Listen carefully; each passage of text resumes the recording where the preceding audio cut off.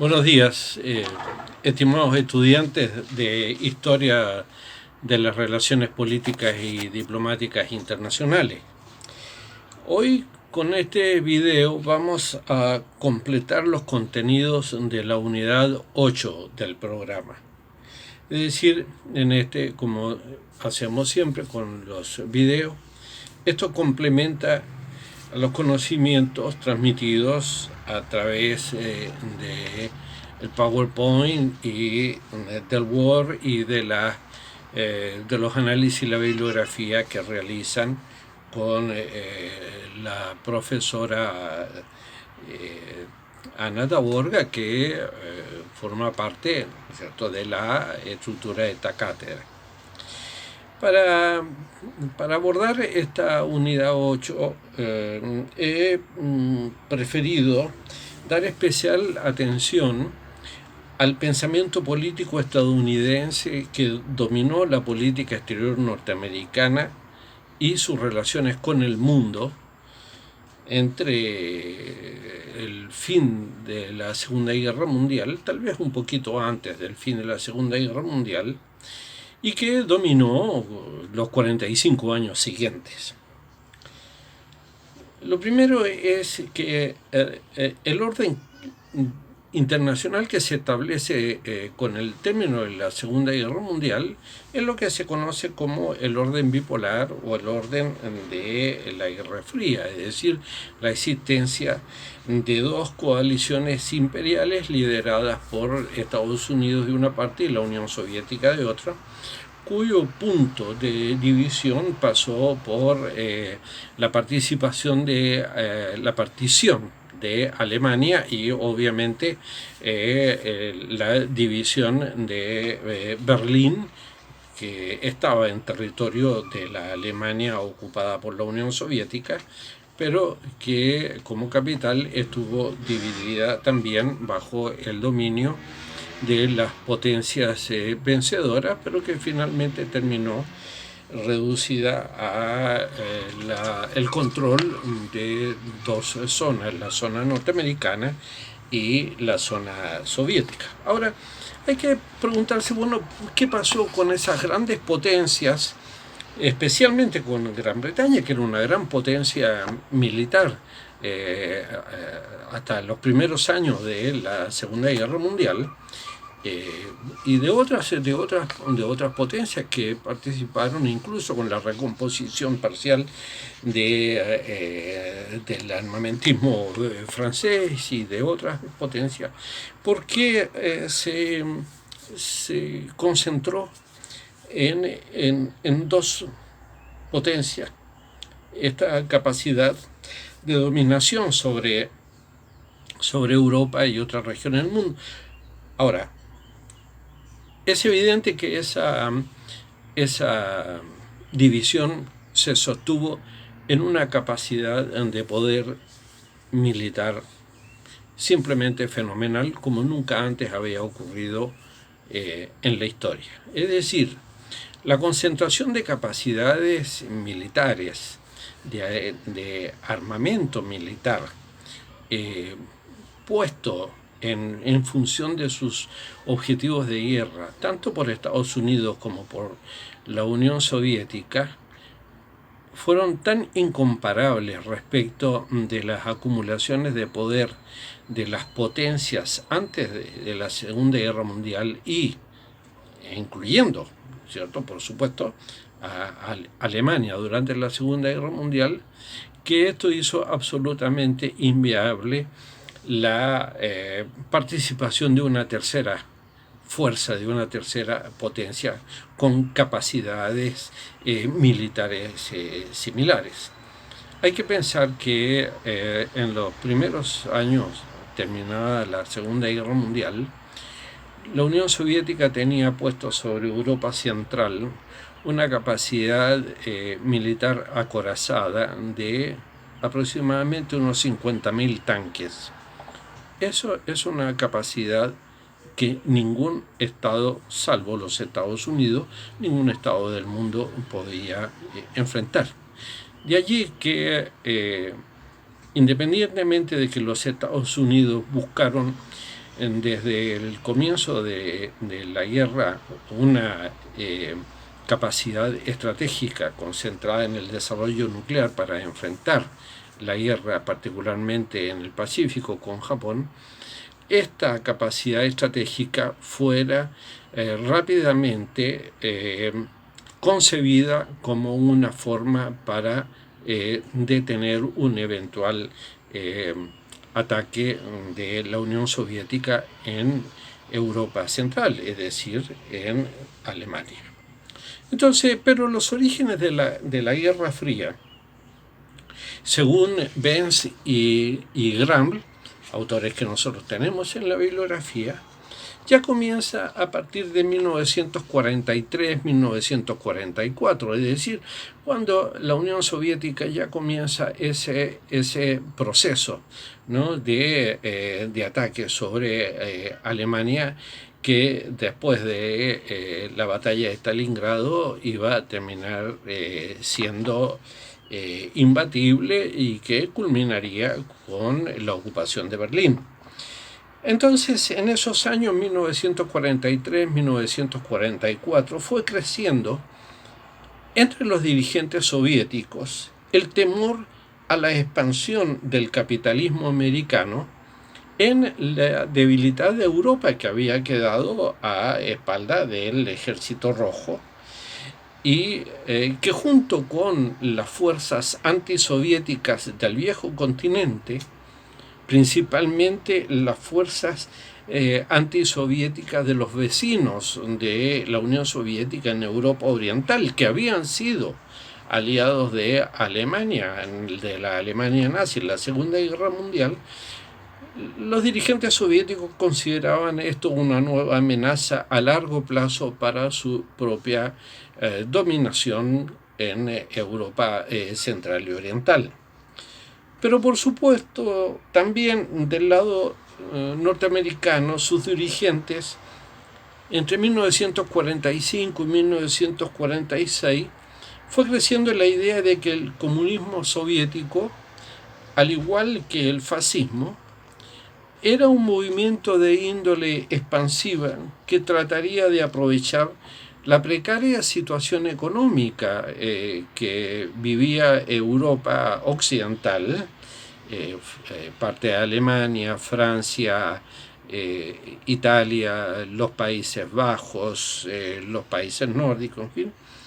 y que la Unión Soviética trataría de aprovechar esa situación para extender su área de influencia al conjunto de Europa, amenazando entonces con esto no solamente el bienestar de la población supuestamente defendida por el sistema de acumulación capitalista, pero también afectando la seguridad de los Estados Unidos. Sin embargo, el detonante de un proceso que daría origen al orden bipolar, que se extendería hasta 1991, fue la guerra civil en Grecia, que transcurrió entre 1946 y 1950 y que se ha considerado como el primer conflicto bélico de la Guerra Fría, porque es anterior a la Guerra de Corea, que ocurrió entre 1950 y 1953. La guerra civil griega enfrentó a la parte conservadora de la sociedad junto con las fuerzas armadas del gobierno monárquico, que fueron apoyadas por los Estados Unidos y Gran Bretaña en contra de los comunistas griegos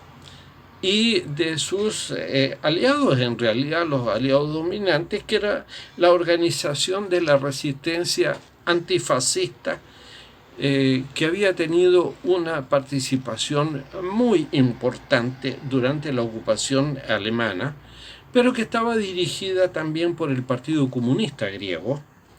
y que contaba con el apoyo de la Yugoslavia comunista, dirigida por el mariscal Tito. Estados Unidos respondió a la solicitud de ayuda de las fuerzas griegas anticomunistas y de las fuerzas turcas anticomunistas que también se vieron amenazadas por una eventual acción de grupos contrarios a la intervención de las potencias occidentales en esa región, terminó con una solicitud de ayuda dirigida entonces por las fuerzas griegas en particular, pero también por fuerzas turcas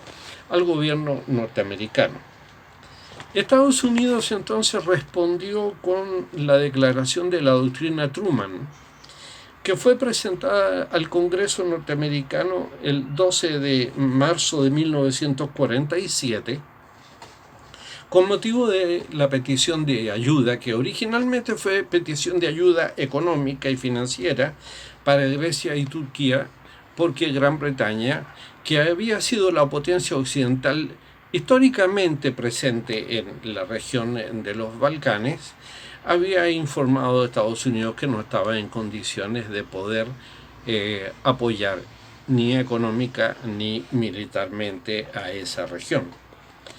A partir de entonces, el conflicto entre la Unión Soviética y los Estados Unidos surgió en el discurso norteamericano como una lucha global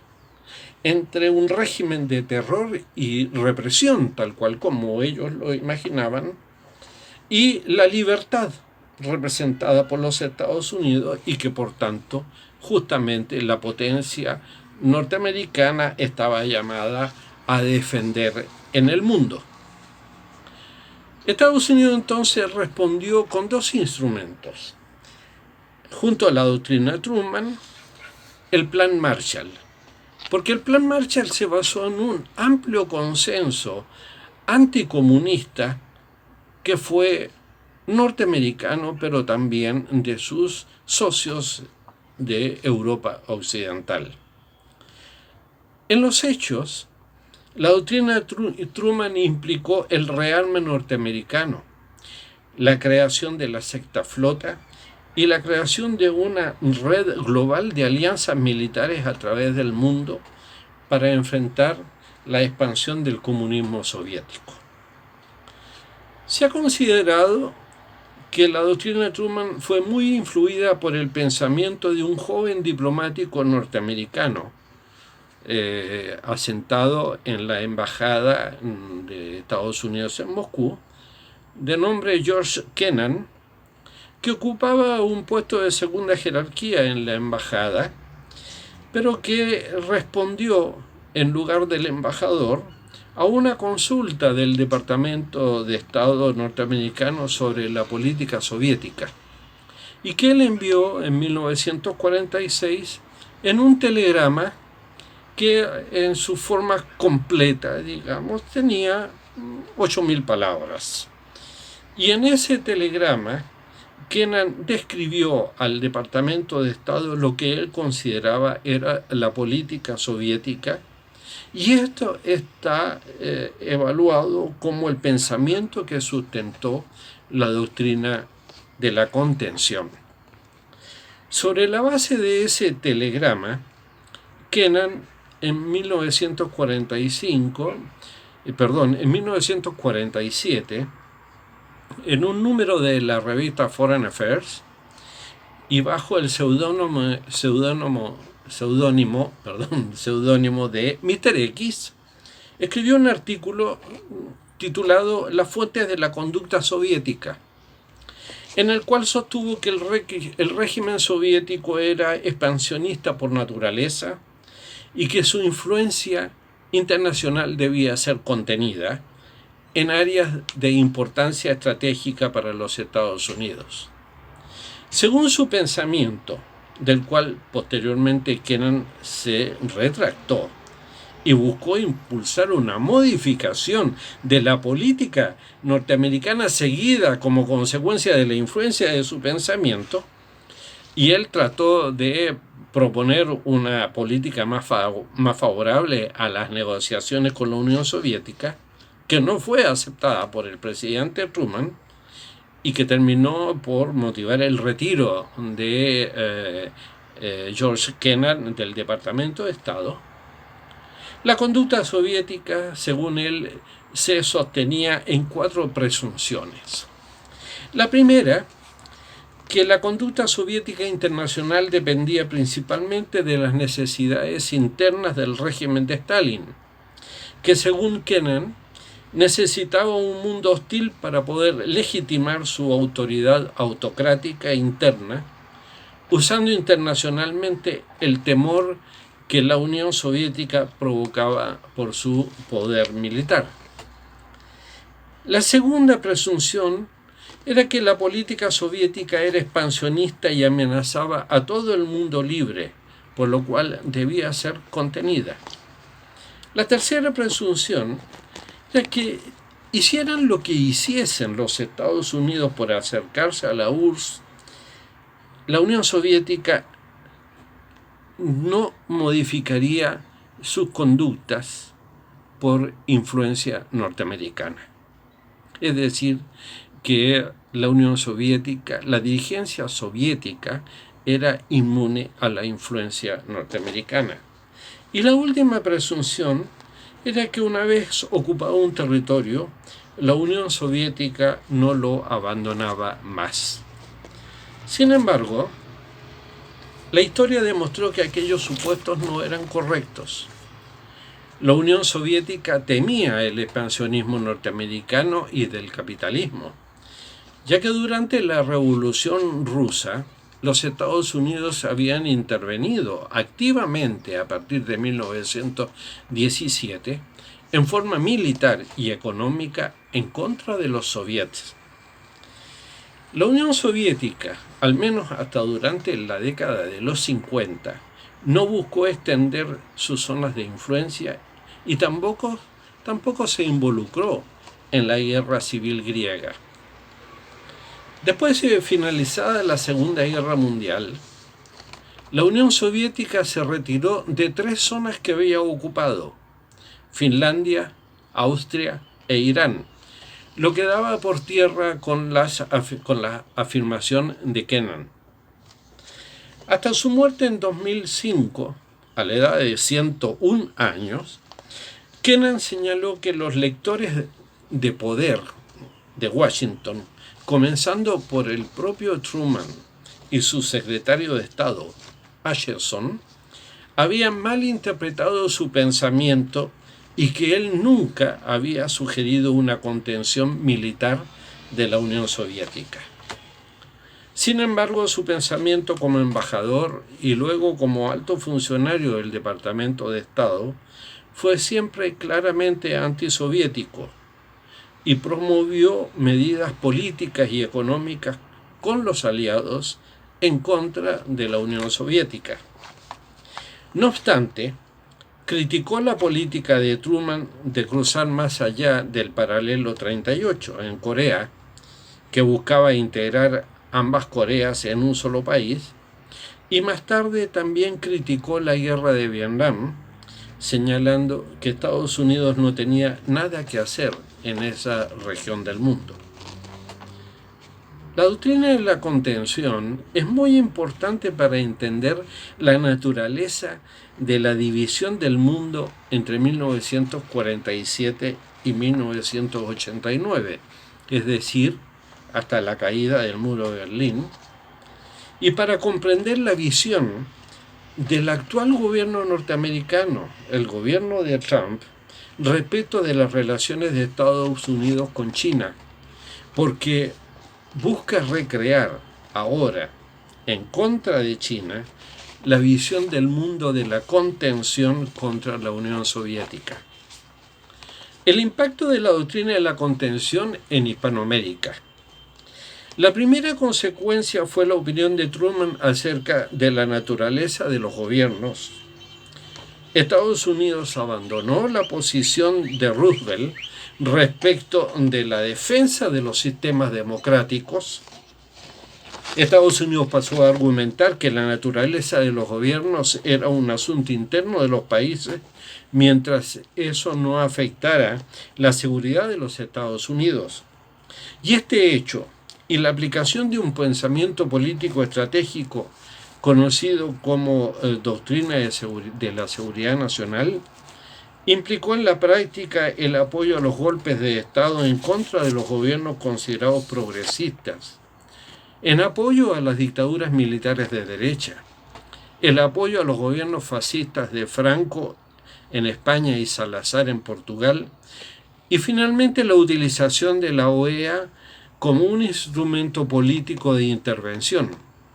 cuyas manifestaciones más importantes fueron el derrocamiento del presidente Arbenz en Guatemala en 1954, la expulsión de Cuba de la OEA en 1962, con la obtención de Argentina, Chile, Bolivia, Ecuador, Brasil y México, y la intervención militar en la República Dominicana en 1965, que sí, entonces ahora ya bajo una dictadura militar, tuvo una importantísima participación militar de Brasil. La doctrina de la seguridad nacional, que no es oficial porque no fue redactada como un documento, formó parte de la estrategia de la contención y se basó en dos postulados básicos: la bipolaridad y la guerra generalizada. La bipolaridad se entendió como la división del mundo en dos grandes fuerzas opuestas, las del bien y las del mal, mientras que la guerra generalizada se sostuvo en la existencia de un conflicto permanente entre el occidente cristiano y el oriente comunista. Las primeras acciones bajo la doctrina de la seguridad nacional se llevaron a cabo en América Central y esporádicamente en Sudamérica, en especial en Brasil, a partir de 1964, hasta principios de los años 70, cuando se generalizó particularmente en Chile, Uruguay, Argentina y Bolivia. La seguridad nacional tuvo expresión organizada mediante el fortalecimiento de la presencia militar en los países latinoamericanos, porque estos sectores fueron considerados, siguen siendo considerados en Estados Unidos como fuerzas naturalmente antiizquierdistas, y la formación de oficiales en la Escuela Militar de las Américas en Panamá fue extraordinariamente importante. Hay que señalar que hasta septiembre de 1975, en esa escuela habían sido graduados 33.147 alumnos que eran oficiales de los ejércitos latinoamericanos. Entonces, bueno, con estas ideas sobre las concepciones ideológicas y políticas, podemos entender este contexto que abordamos en el periodo temporal de la posguerra fría, desde la posguerra a la posguerra fría, y que situamos en el contexto de un cambio del orden internacional desde el mundo multipolar de los años 30 al sistema bipolar surgido a partir de 1945. Muchas gracias.